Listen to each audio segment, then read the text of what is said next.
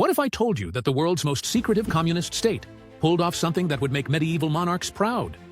In 1994, North Korea achieved what no other communist nation had ever attempted: a successful hereditary power transfer from father to son. It's July 8, 1994, in Pyongyang, North Korea. Kim Il-sung, the nation's founding leader and self-proclaimed great leader, suddenly dies of a heart attack at age 82. For 46 years, he's ruled this isolated peninsula with an iron fist, transforming a war-torn territory into a nuclear-armed fortress. But here's what makes this moment extraordinary. His death triggers the world's first communist dynasty. Kim Il-sung wasn't just any dictator. He'd survived Japanese occupation, founded a nation, fought the Americans to a standstill in the Korean War, and built a personality cult that would make Stalin jealous. North Koreans believed he was literally divine, capable of controlling weather and reading minds. His portraits hung in every home, his birthday became the nation's most sacred holiday, and his ideology, Yusha, replaced traditional communist doctrine. But succession in communist states typically meant power struggles, coups, or party elections. Not in North Korea. Kim Il-sung had been grooming his eldest son, Kim Jong-il, for over 2 decades. This wasn't accidental, it was revolutionary.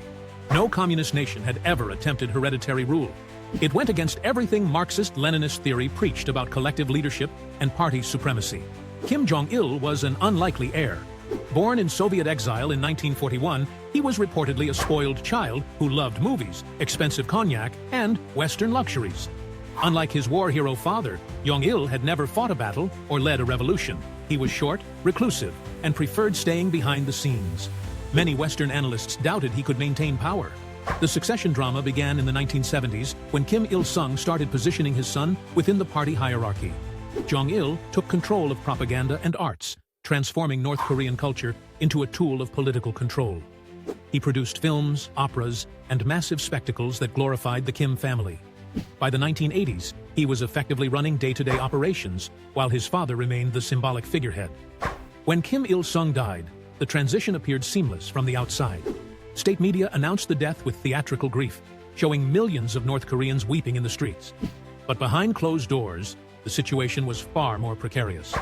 The economy was collapsing, the Soviet Union had abandoned North Korea, and a devastating famine was beginning to unfold. Kim Jong-il faced immediate challenges that would have toppled weaker leaders. The country was bankrupt, isolated, and starving. Over the next few years, an estimated 1 to 3 million North Koreans would die from hunger. Yet Jong-il consolidated power through a brilliant strategy.